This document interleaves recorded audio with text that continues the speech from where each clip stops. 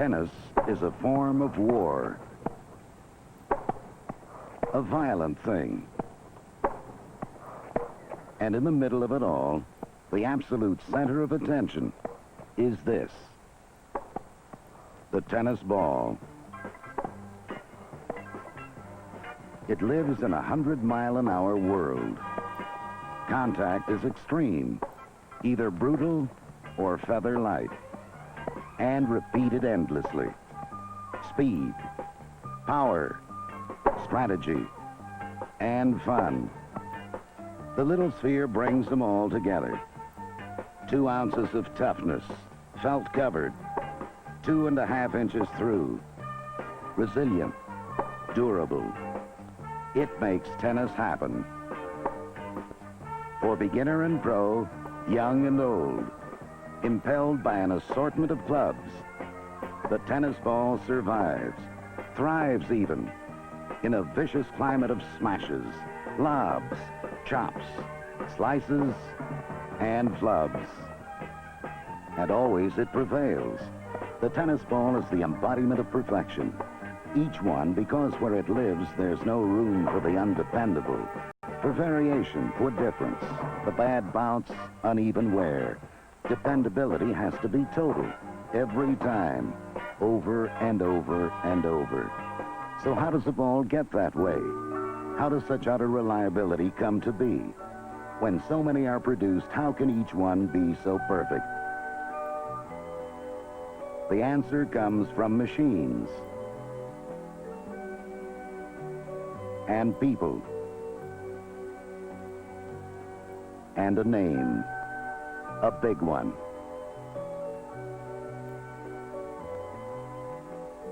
It all starts at a plant like this one in Phoenix. Whistle clean, crisp of design, new, efficient. The Phoenix facility, with 100,000 plus square feet under roof, is one of 4 such plants, each all dedicated to one thing: making the best tennis balls possible, as perfect as can be. Millions of them. The other plants are at Jeanette, Pennsylvania, Jonesboro, Arkansas, and in Mullingar, Ireland. The tennis ball is many things: natural rubber, synthetic and natural fibers, a half dozen or so chemicals, accelerators, plasticizers, reinforcing pigments, measured and tested as they come in. The recipes are precise and closely kept secrets. Now it starts in a mixer 2 stories high. It is called a Banbury. For the first time, the ingredients for a tennis ball come together.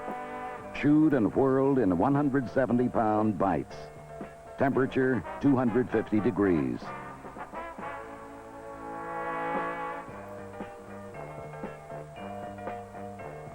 Five minutes later, it's done, ready for milling. On temperature-controlled rollers, the batch is further refined. It must be absolutely and thoroughly homogeneous. Durability and performance start here.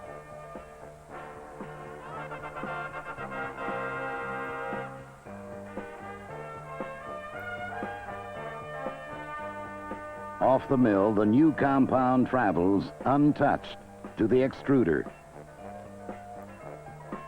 The extruder does its thing.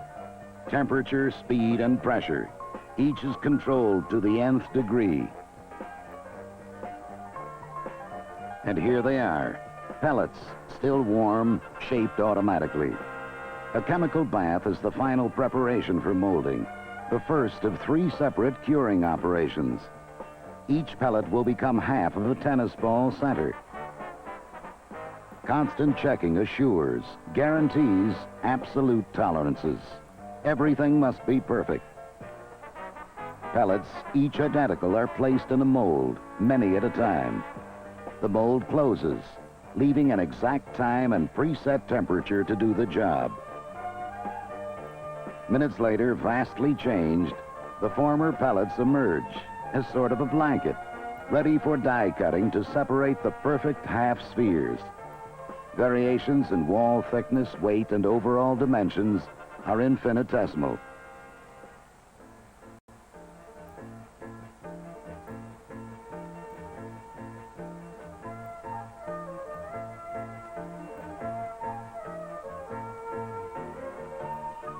Inline testing is constant and searching.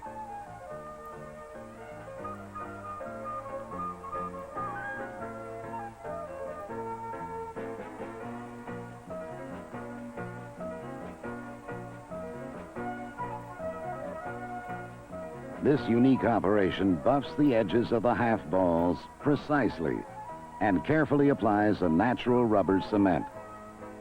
Each half is ready for mating, ready to be sealed and vulcanized to form the center, the heart of the tennis ball.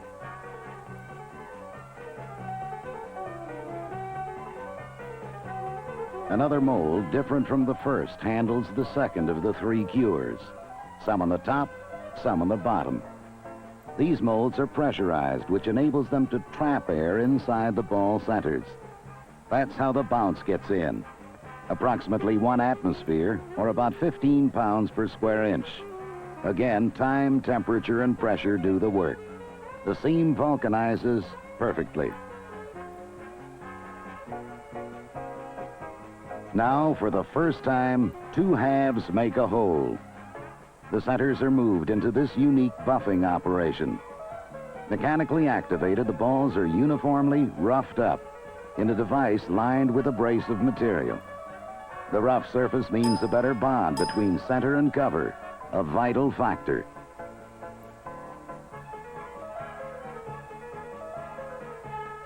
At this stage, the balls are checked for size.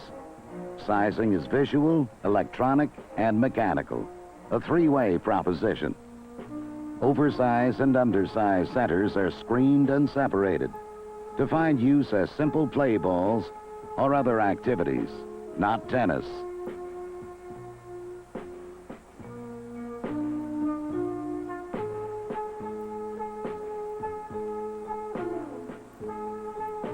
From another bin, the freshly buffed centers drop into this trough-like conveyor for coating with an adhesive made from natural rubber.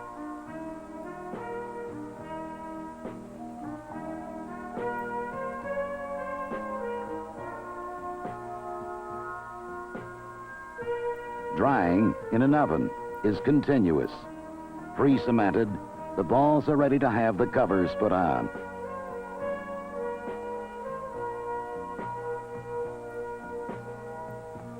The cover material is a felt made of just the right, the longest wearing mixture of natural and synthetic fibers, pre-coated on one side with cement.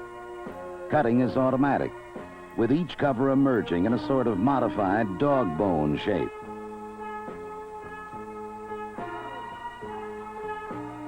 The new covers are stacked in special racks.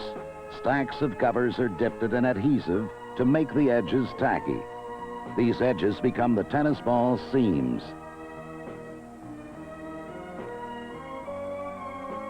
Semi-automatic cover application is handled by these unique machines, developed by General. Mechanical hands assure a perfect mating of cover and center.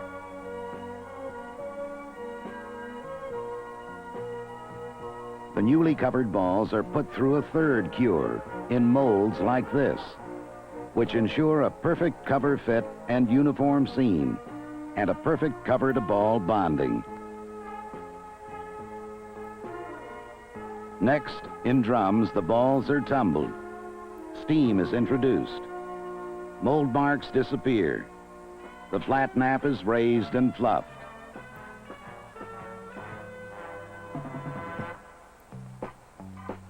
Here, for the first time, complete tennis balls. Yet another inspection.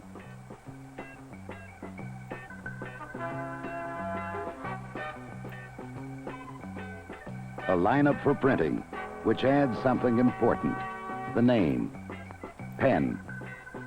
A final check, and the balls are inserted in the distinctive can, Penn, known wherever tennis is played.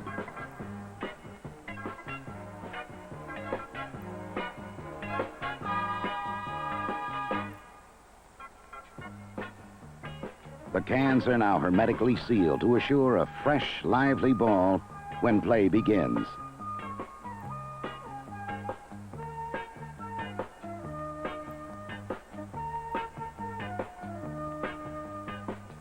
The can, by the way, has a patented snap-off top designed to prevent cut fingers. It was introduced by Penn.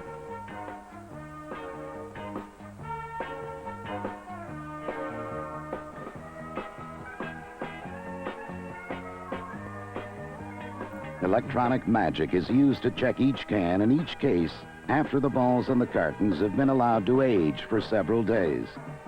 Checking each case, this marvelous device detects pressure loss in any single can and marks its location on the carton for removal.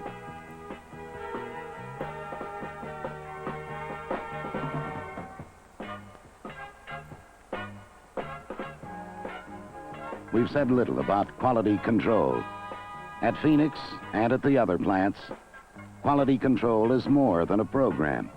It is a way of life, foremost and constant. From raw materials analysis and inspection to the production line, to the final product, checking is continuous and thorough. Nothing is overlooked. Neither slipshod nor chance is tolerated. Quality is sought after, pursued relentlessly. The goal is perfection, always.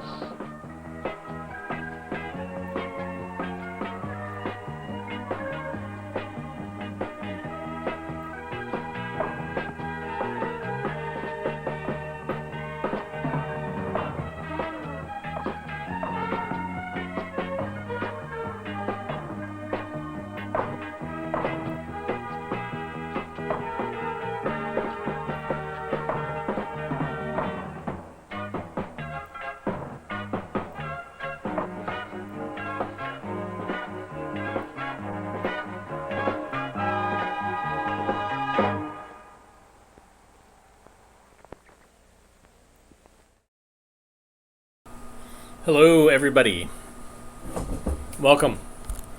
I'm short now. I'm Skip Alzheimer, and welcome to our AV Geeks Lunchtime streaming show. Still seems short. Court case I showed yesterday, but the audio wasn't working, and I went through a nightmarish little routine to try to get it to work. Eventually got it to work, but ran out of time to re-show it. But the dialogue or the narration in this is so good that I really wanted to show it. And plus, to see that footage again of the stress testing the tennis balls, all the like push, all the thing in, oh my God, so good. If you don't know me, I'm a big fan of assembly line footage, what we call assembly line porn. It's really footage that is, it's about the manufacturing process and not as much about the end result. The other question I have for that film is, so Penn came up with the opening thing. Did Pringles have to license that technology from Penn when they came up with the Pringles can, which is basically the same thing? Would love to know. Anyhow, I collect 16mm films, and I've been showing them for more than 20 years with projectors, showing up at different places across the United States and Canada, and showing films. But because of the pandemic, we've been doing this remotely via the internet. So we have a telecine behind me, and I am playing it live and then digitizing it and then sending it throughout the internet via a series of tubes and pipes. And I've been alternating also with films I've already digitized so that we can show more films and not have to wait for me to rewind and do all that stuff. So this next film is, I think it's Russian, or at least Eastern European. It's about hunting, and it's animated. Enjoy.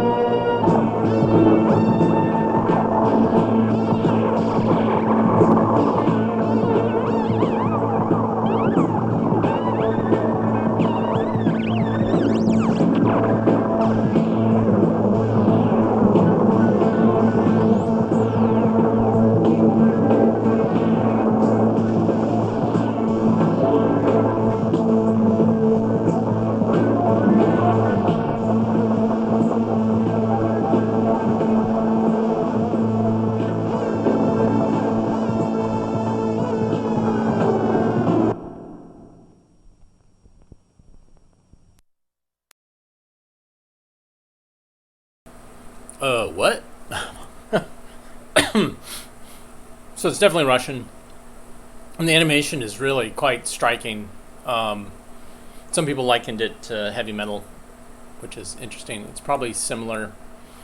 I feel like there's some rotoscoping going on where they trace people, but really fascinating. 1979.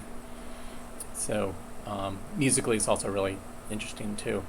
So I just wanted to mention thanks, folks, for buying me coffee. Now, besides buying coffee, if you give me enough money for coffee, $25 or more, that will get you a t-shirt, a new AV Geeks t-shirt that we're printing up. These are brand new on a new color. Traditionally, they were school bus yellow and chalkboard green, and a lot of people really hated those colors. I could tell who the hardcore fans were when they bought a yellow shirt, bright yellow shirt. But yeah, these are charcoal gray. And so what you would do is you would, where am I? Sorry. Go to buymeacoffee.com/avgeeks. Spend $25 on buying me some coffee or more. And tell me a mailing address and a shirt size. And they're going to be printed up in the next 2 weeks. Hopefully by the middle of next week I'll have some and I can ship them out. The design is by a fan of AV Geeks who has since passed away, Jason Poland, who is an amazing illustrator, artist, who came to shows that I did both in Raleigh, North Carolina and in New York. He was an illustrator for New York Times, for the New Yorker, and for other folks. Really an amazingly gifted individual. And I think that's an M Pro 16 projector that he saw a picture of and kind of made this image of. Anyhow, so let's go back to where am I? All right, I have like 1,000 things open. This next film is about karate. Enjoy.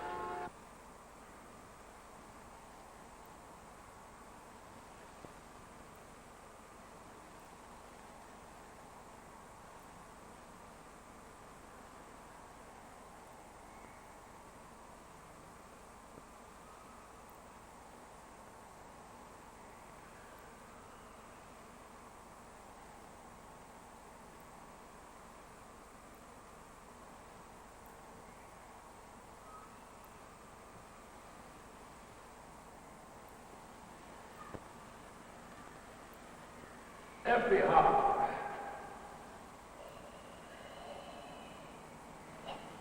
Good.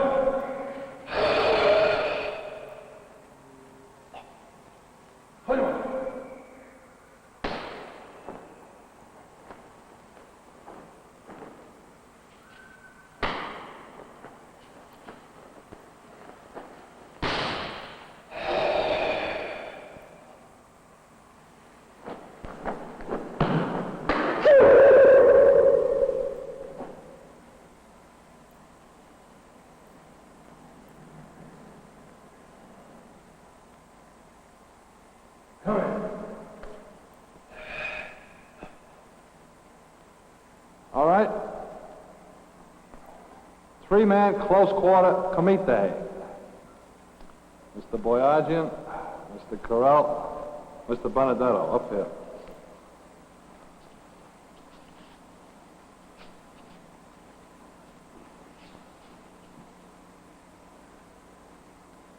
All right, Kielski. Ready? Come on. Hajime.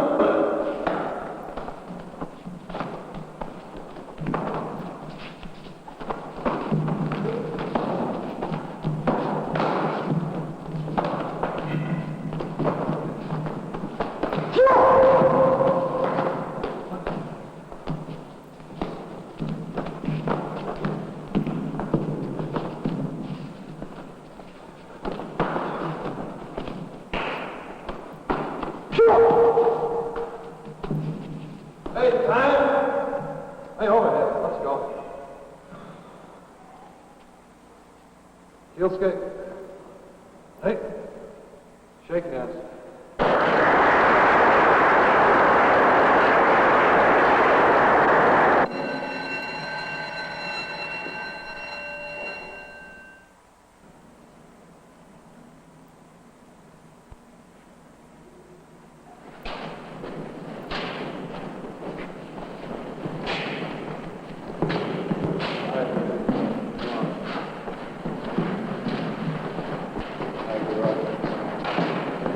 Jackie.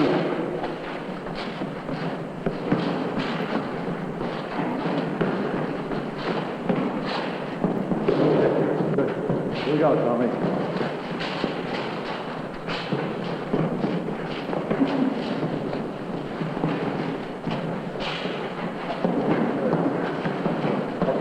Hey. Tommy.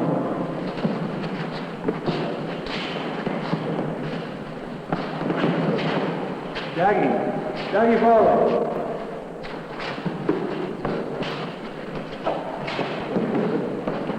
Okay, good. Hey, move it. Let's go. Good. Come on, get in there. All right.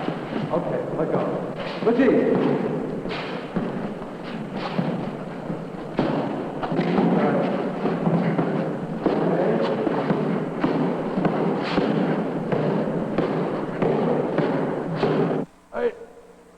Mukto. Eyes closed, hands at sides. Relax. Keep a light bulb, nothing else in front of you. Nothing should be in your mind but a light bulb. Everything else blanked out. Blanked out. Just that light bulb. Relax. Hands at sides. Mukto position. 2 minutes. 2 minutes. Mr. Benedetto, Mr. Hefner, over here. Hey, sharp kicks, sharp punches. Combination. Heel kick. Hey. Climb. Hajima.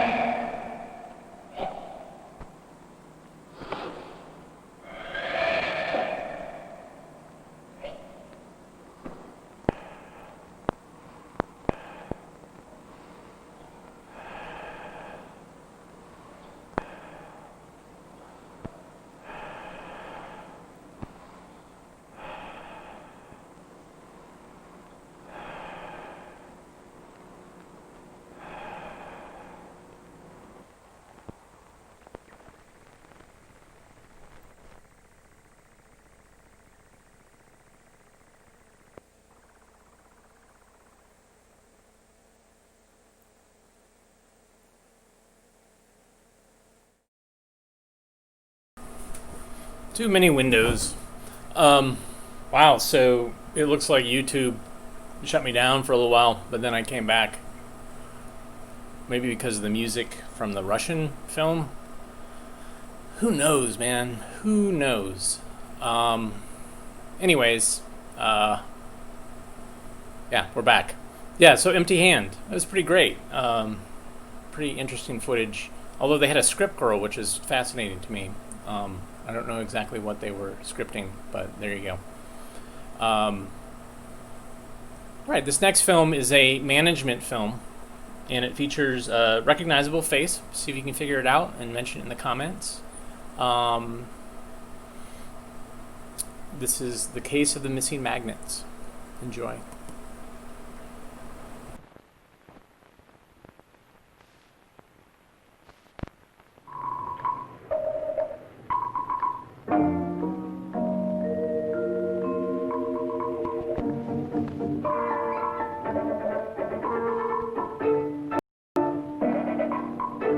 My name is Grady. This is the plant where I work. No, I'm no private eye. I'm a supervisor. But, well, all those whodunits on TV, sometimes they get you, know what I mean? Just let something go wrong, and who gets assigned to solve the mystery? Grady, that's who. And on the morning I'm going to tell you about, I had a real case to solve. I know you've been in the same boat, or one like it. So maybe you'll get a charge out of seeing how fast you can spot the clues. Maybe you can solve it faster than I did. Try it anyway. The case opened with a piece of paper, the weekly production chart. The trouble was there in cold, hard figures. Man-hours of labor up, production down. And my job? Find out why. It was the case of the missing magnets. Right away, I started getting my arguments ready. Absenteeism, inexperienced help, supplies not delivered on schedule. You know the alibis. Trouble was, so did the boss. Hello. Talk louder. Something's wrong with the phone. Well, why don't you have it fixed, Mr. G? Guy's supposed to come today. What's up, Sally? Boss want to see me? No, I just thought you'd like to know, Mr. G. He'll be out of town till tomorrow. You've got a whole day to fix up your story. What story? You know, Mr. G. Bye-bye.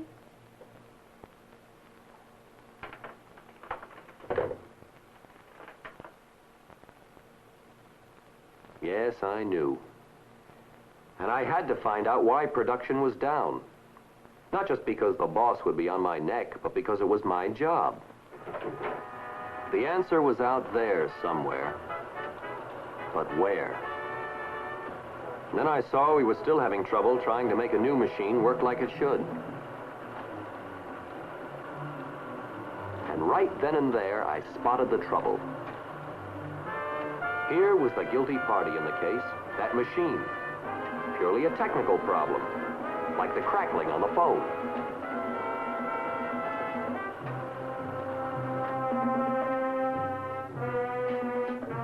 You're working kind of late, aren't you? A little. So are you. Everybody out there's gone home. Yeah. We got trouble with a new machine. Well, this machine won't trouble you anymore. Oh, thanks. Say, Huh? don't you use your right hand for phoning? Nope. Well, why don't you put the phone over here? It'll be more convenient. Cord won't reach. I can fix that. Oh, don't trouble. It's not much trouble, really. All I've got to do is move the block. Why are you doing all that? It's my job, giving service. Oh, I get it. It'll look good when you turn in your report. No, nobody will know it but me. But the way I figure it, if I'm going to do a job, I'm going to do it right. Hey, you make it sound real important. Well, just how important is the phone to you? All right, look, I was only kidding. I know you're just trying to be helpful, and I appreciate it. This phone's always been a nuisance. Well, it won't trouble you anymore. You know, I could use a little of that attitude around here. That's no big deal. We all get a kick out of doing the best job we can, so long as we know it's recognized. Well, you get a big vote of thanks from this satisfied customer. Hey, is that what you mean? Well, that helps. But lots of times we don't even see the customer. It's just that we want to know that our boss recognizes a good job when he sees it. Oh, I see. Your boss makes you feel important, is that it? Yeah, something like that. Well, how does he do it? I mean, how does he make you want to do your best? Gee, don't ask me. He just gets it out of us without always cracking the whip. We respect him, and he respects us.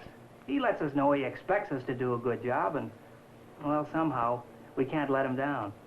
Well, so long.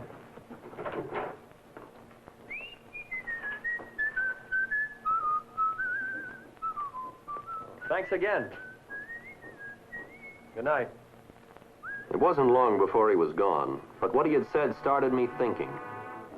I began to remember. I remembered the time when I was out there working on the line. I was working right here.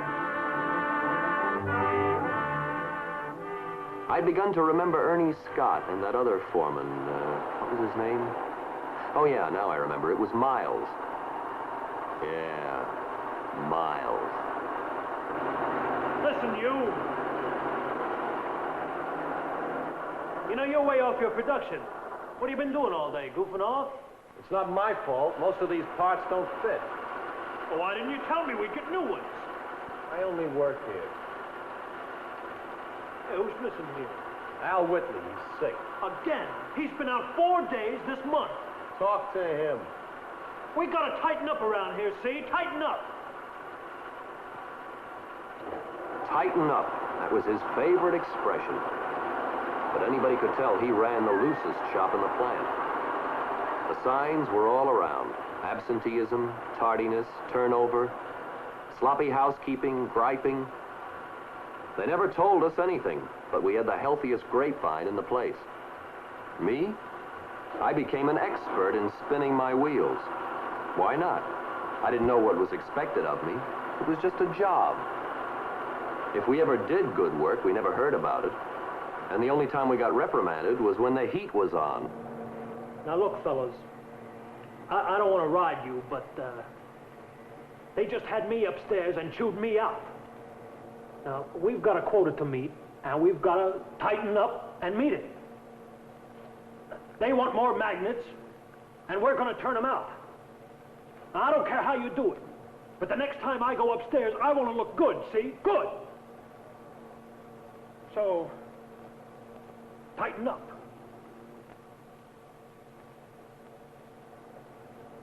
Tighten up, tighten up. That's all that guy knows. Why should we break our backs for him?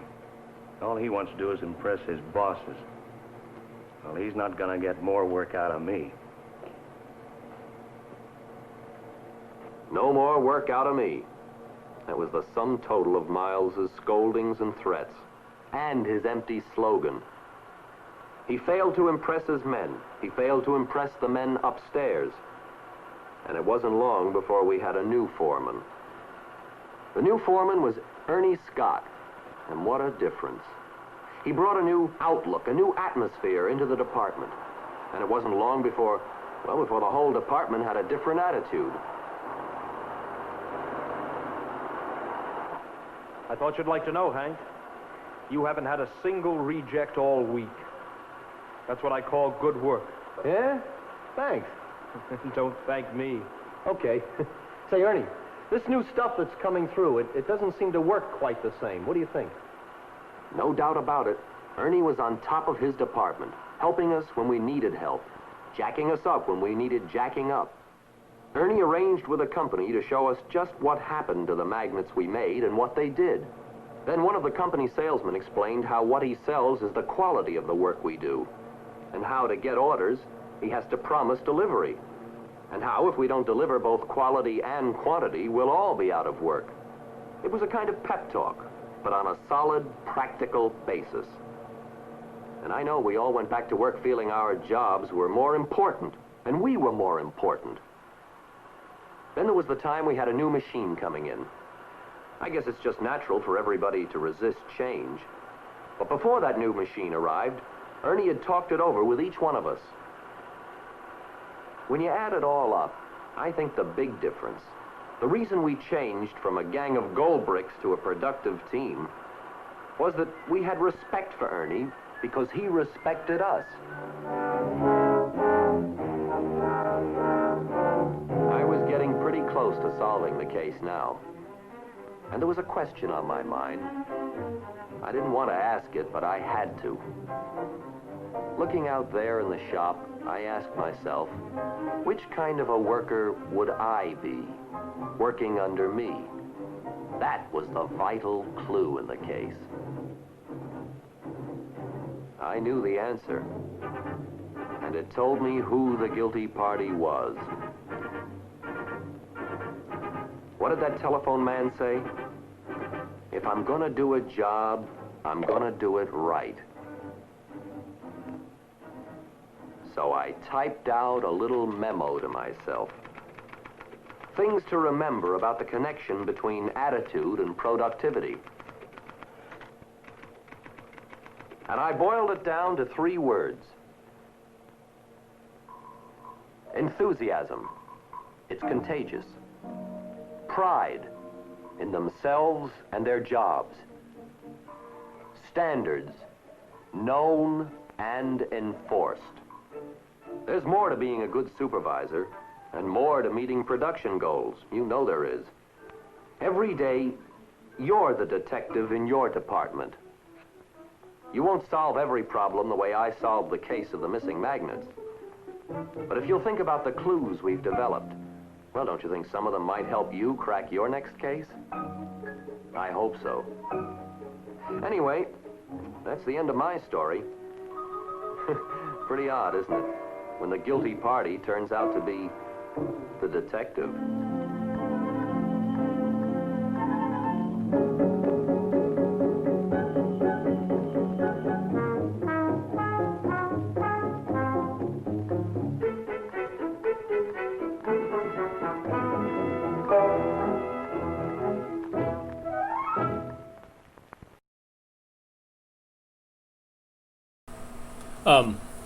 Normally the BNA films, the Bureau of National Affairs films, are really boring. That one wasn't so bad. It was kind of like one of those Alcoa like short little management films that I've been showing, like Trouble with Women, Promotion Bypass, etc. And so the mystery guy, the main character, the narrator, Alan Oppenheimer. You might know him from Westworld. He played one of the computer tech people, and the voice of Skeletor. Plus, he's been on scores and scores of TV shows and movies. He's like this consummate character actor, and I think he's still working. I still think he's doing voice work, which is really quite something. It's quite a career. But that face, I was like, I know that guy. Who is that? Is that Lee Van Cleef? Who is that? But no. And he actually played, he was on, I think, the pilot version of $6 Million Man. He played Rudy Wells. Then it was replaced by somebody else. Yeah, so great. So, the next thing we're going to watch is a film, another animated film that I have set up on the telecine. It's called Many Moons, and it looks like it's a James Thurber short story. Enjoy.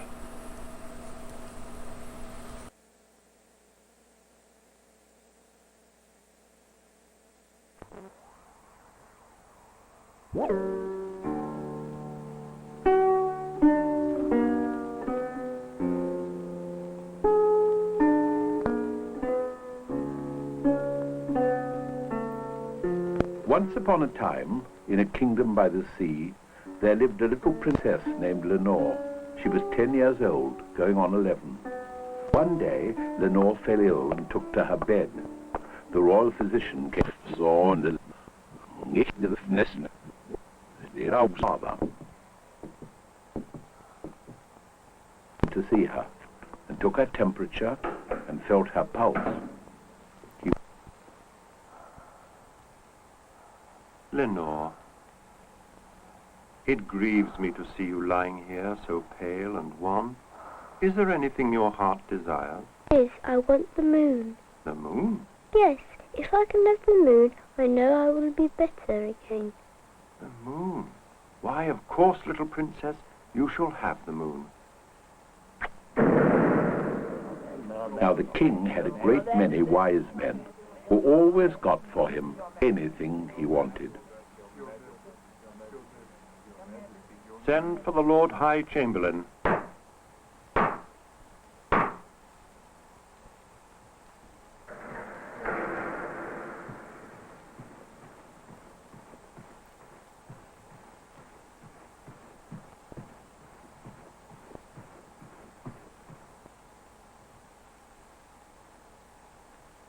What is it this time, Your Majesty? The Princess Lenore is ill and wants the moon. I want you to get the moon. The moon? Yes, the moon. M-O-O-N, moon. Get it tonight, tomorrow at the latest. I have got a great many things for you in my time, Your Majesty. It just so happens that I have with me a list of those things. Let me see now.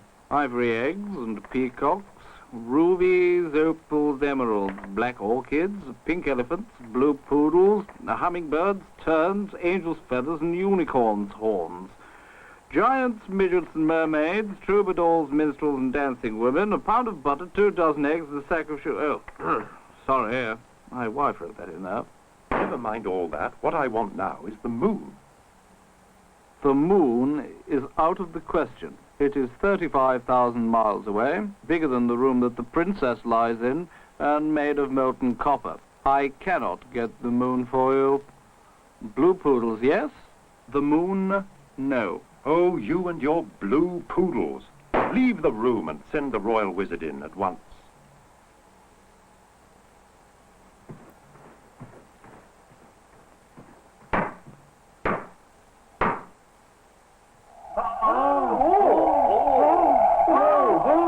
What wizardry shall I perform for you now, Your Majesty?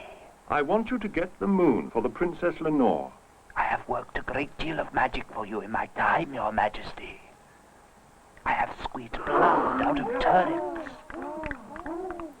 and turnips out of blood. I have produced rabbits out of silk hats, and silk hats out of rabbits. made you my own special mixture of wolfbane, nightshade, and eagle's tears to ward off witches, demons, and things that go bump in the night. I have given you 7-league boots, the golden touch, and the cloak of invisibility. The cloak of invisibility didn't work. I kept bumping into things, the same as ever. The cloak is supposed to make you invisible. It is not supposed to keep you from bumping into things. I got you horns from Elfland. Oh, never mind all that. The Princess Lenore wants the moon. Nobody can get the moon. It is 150,000 miles away. Twice as big as this palace, and made of green cheese. Oh, you and your green cheese. Out of my sight and back to your cave. Send the royal mathematician in at once. Your Highness? I want you to figure out right now how to get the moon for the Princess Lenore, and I don't want to hear about all the things you've figured out for me since time began. I'm glad you mentioned the things I've figured out for you since time began, Your Majesty. I figured out for you the distance between the horns of the dilemma, the night and day, and A to Z. I discovered the length of the sea serpent, the price of the priceless, and the scrap of the hippopotamus. I know how many birds you can catch with the salt in the ocean. 186,796,132, if it would interest you to know. There aren't that many birds. I didn't say there were. I said if there were. I don't want to hear about 700 million imaginary birds. I want you to get the moon for the Princess Lenore. The moon is 300,000 miles away. It is half the size of this kingdom, and it's round and flat, like a coin. Only it's made of asbestos. Furthermore, it is pasted onto the sky. Nobody can get the moon. The king flew into still another rage and sent the royal mathematician away.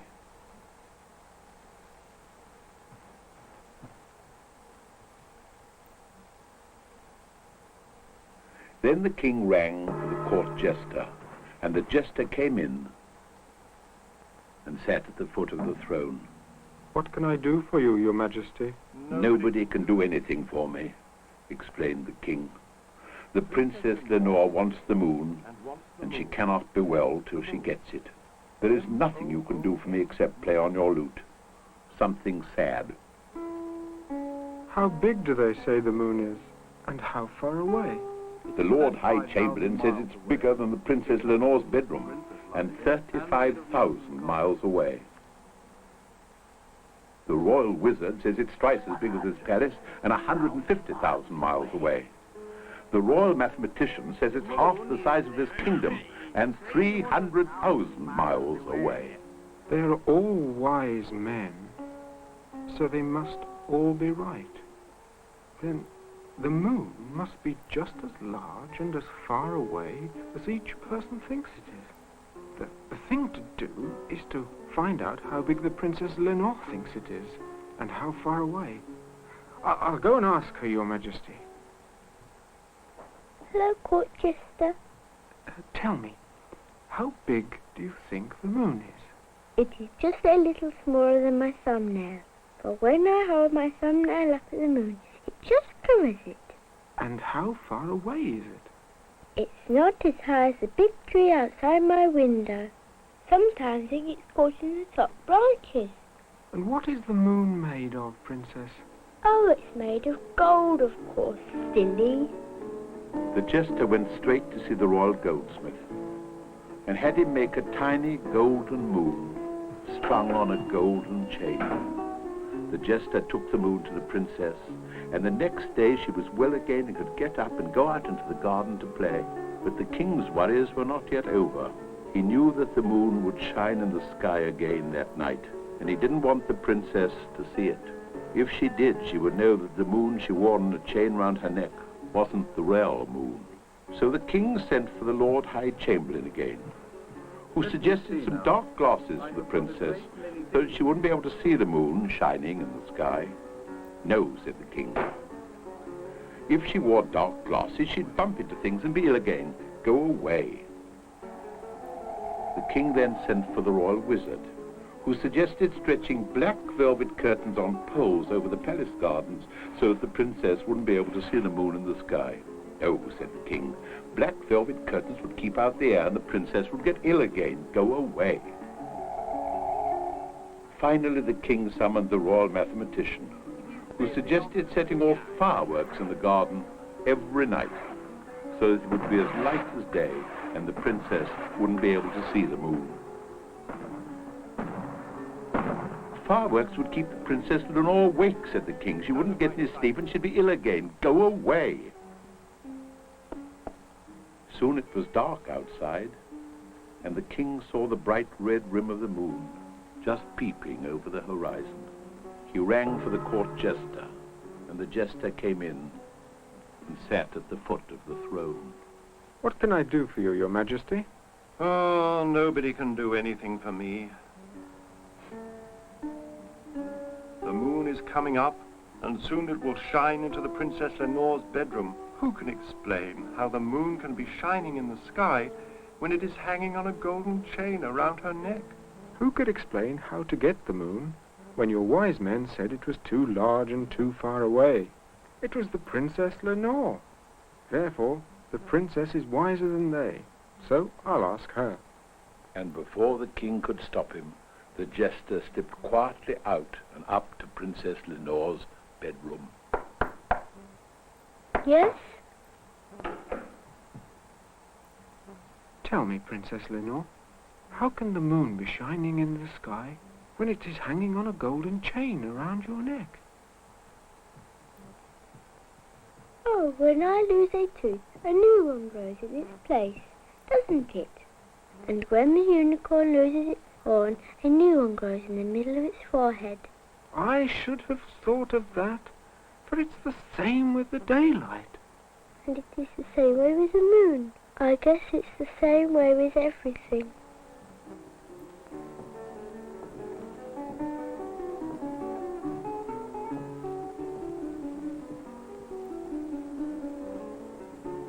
Silently, the jester slipped away from the sleeping princess. But before he left the room, he went over to the window and winked at the moon. For it seemed to the jester that the moon had winked at him.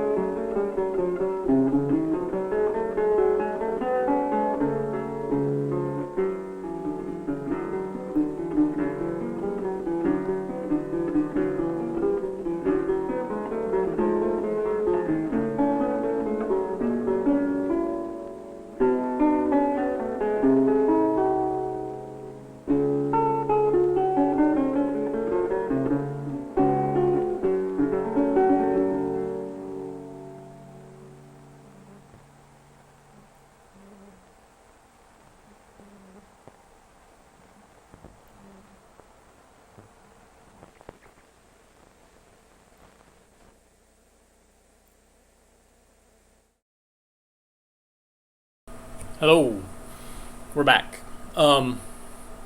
Just a quick word to say thanks so much for your support and buying us coffee. That keeps our brains percolating. Some of you have graciously supported us with past donations, and I will reach out to you to get t-shirt sizes and addresses to send t-shirts to. But yeah, if you're interested in getting a t-shirt, if you spend $25 buying us coffee, we will and tell us where we're mailing it to and what size, we will send you a t-shirt.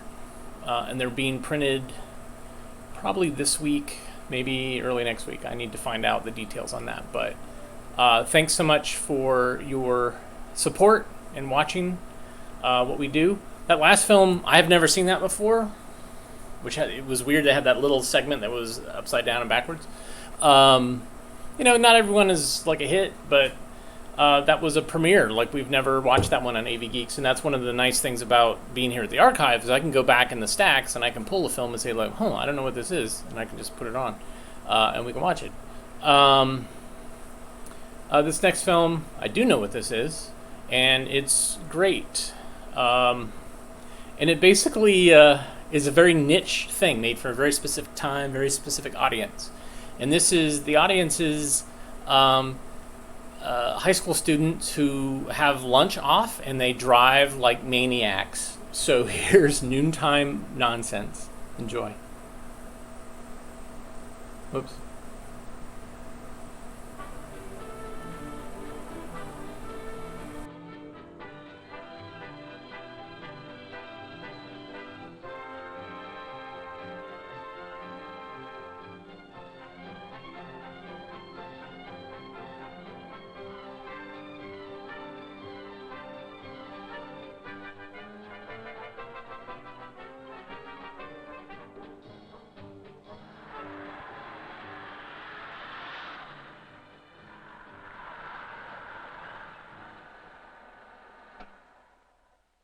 You saw that, didn't you?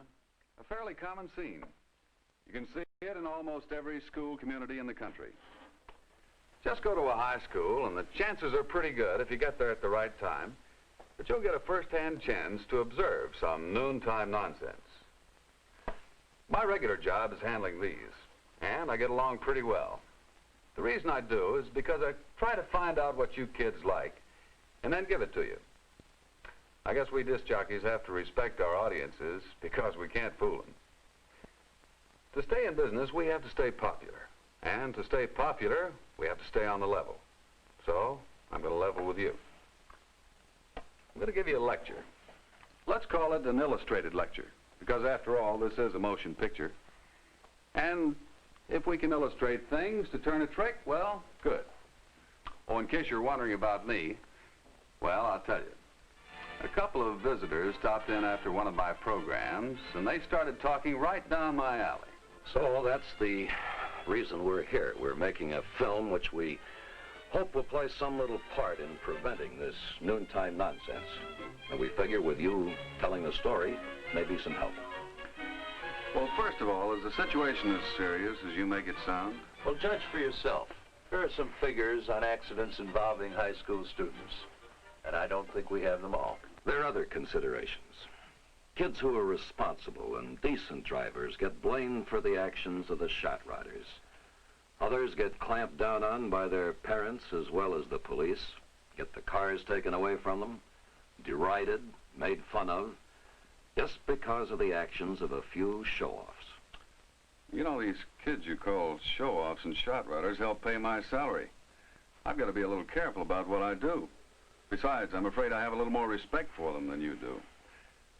So what if a few kids are going through a phase where they're finding things... Wait a minute.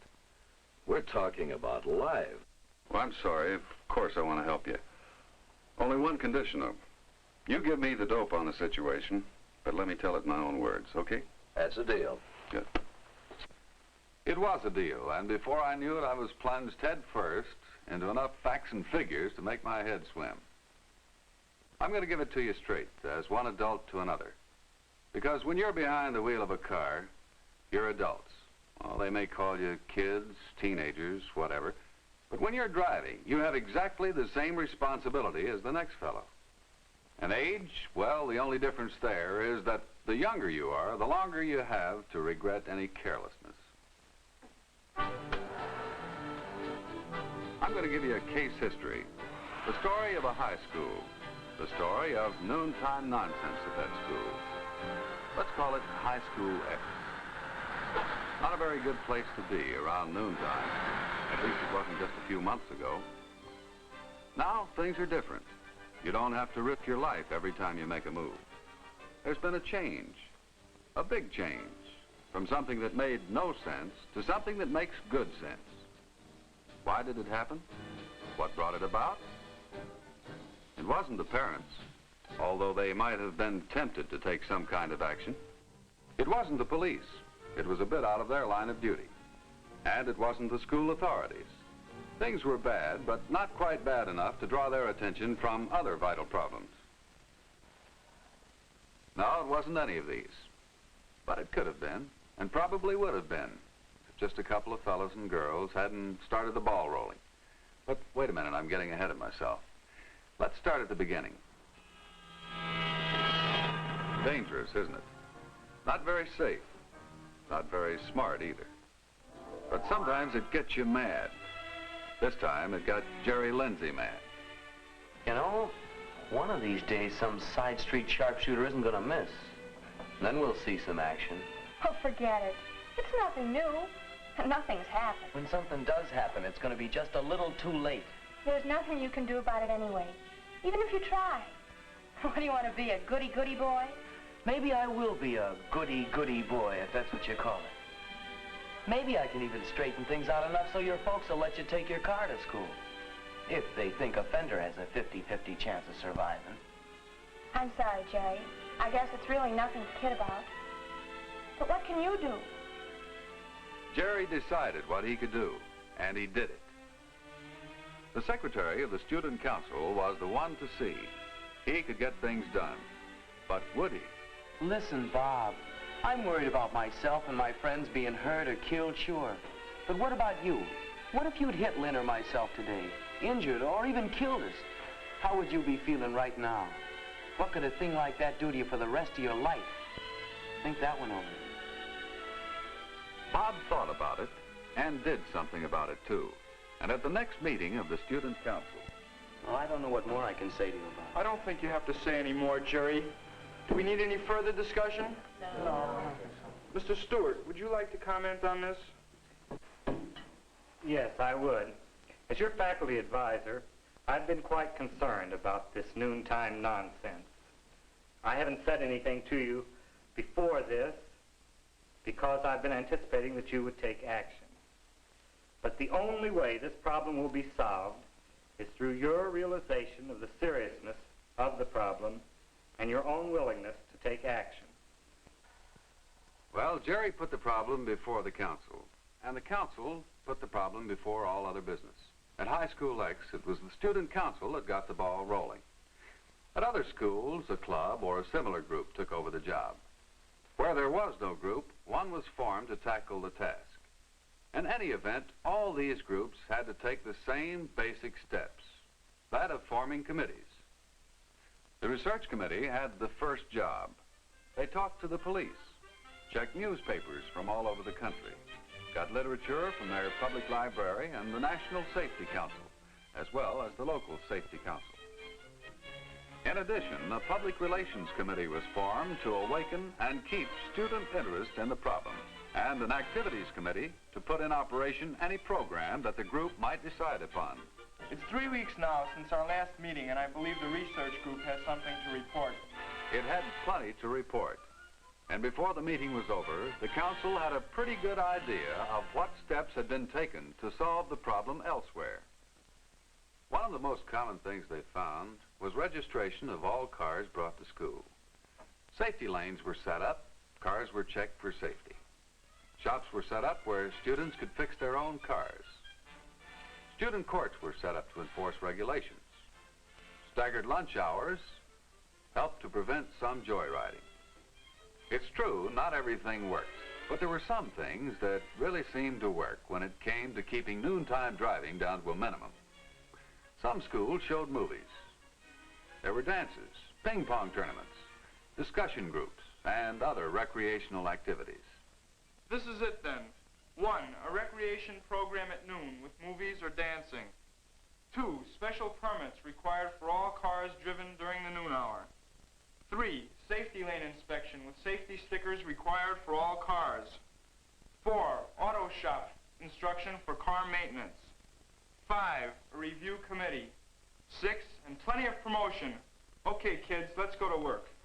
And work they did, hard. But first, they had to recruit help from other fellows and girls. For a plan that's going to help everyone needs help from almost everyone to put it over. This support wasn't hard to get, though, because there were plenty of students who felt like Jerry. Now they were glad to get the chance to do something about it. Movies were obtained through school authorities and shown at noon. On other days, dances were held in the gym as part of the noontime recreation program. Some of the fellows and girls found to their surprise that gliding to good music on rubber heels beat screeching around sharp turns on rubber wheels. By visiting local garages and city testing lanes, students found out proper procedure for setting up a safety inspection lane in the school parking lot, and did so with the cooperation of the police department. Cars didn't just get safety stickers, they had to earn them. When a car was judged safe, it got a sticker. No car without a safety sticker could be brought to school, and the driver had to have a pretty good reason for doing so. But to drive at noon required a special permit. It became pretty tough for careless drivers to flaunt the safety rules. The auto shop was a big success. It gave many fellows a chance to learn more about their cars. Mr. Stewart, on the basis of his past experience, was selected to teach the class in driving. All right, Bob, who has the right-of-way?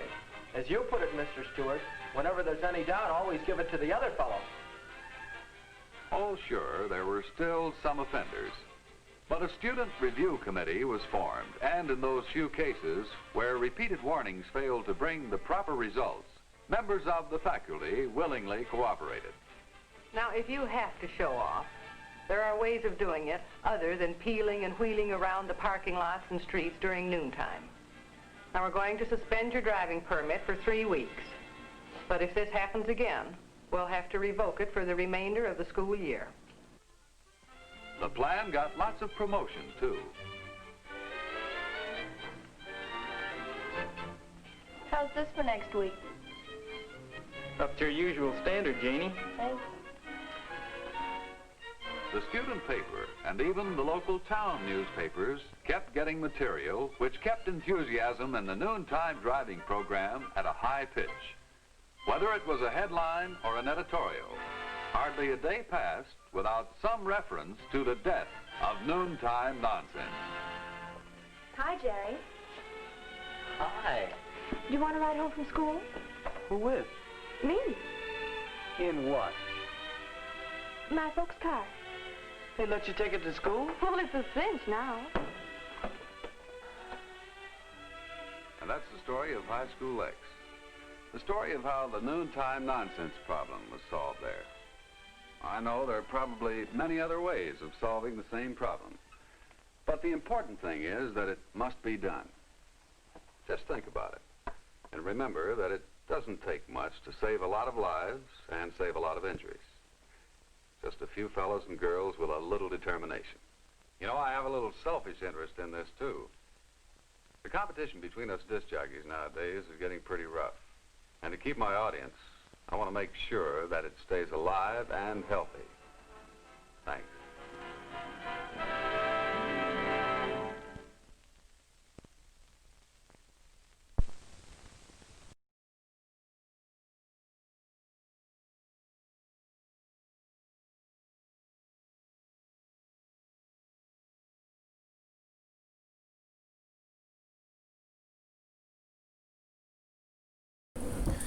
What's fascinating about this is that this was enough of a problem nationally, or at least regionally, that they made a film about it. Like, it wasn't just one high school or one county, it was all over the place. High school students were driving and going nuts. I had 2 other films about teenicide, Last Date and, of course, Teenicide. And so this was definitely a problem. Like, high school students were going nuts. And this is actually supposedly, so I graduated in '84 from high school, and supposedly in the early '80s, before I came to school, seniors were allowed to leave for lunch until somebody got killed in a car accident driving, and then they took those privileges away. So it was still a problem, even much later. Anyways, thanks for tuning in today. Sean, thank you for the coffee, and you'll get a t-shirt. If you want to order a t-shirt, basically you go to this link, buy me coffee, and pay $25 or more. And in the notes, you'll say your address and your t-shirt size. And then when they arrive next week, then I'll start shipping them out. Some of you, as I said, have supported me with gracious donations in the past, and I'll be reaching out to you for that information. And also Patreon people who have been supporting me, I will also reach out to you about your t-shirt size and mailing address. So thanks again for tuning in. Very much appreciate your comments and your spending time, and especially me showing kind of a so-so film, Many Moons. You still liked it, which is great. Makes me feel good. And we'll definitely be the rest of this week. I'll be here at the archive, so I will be pulling more films that we just haven't seen. That I'm just like, I've wanted to watch this. Let's watch it and see what it is. With interesting ideas or compelling titles, but yeah. So thanks again, and we will see you tomorrow, 1 o'clock. Everybody have a good rest of your Tuesday, and we'll see you again soon. Bye.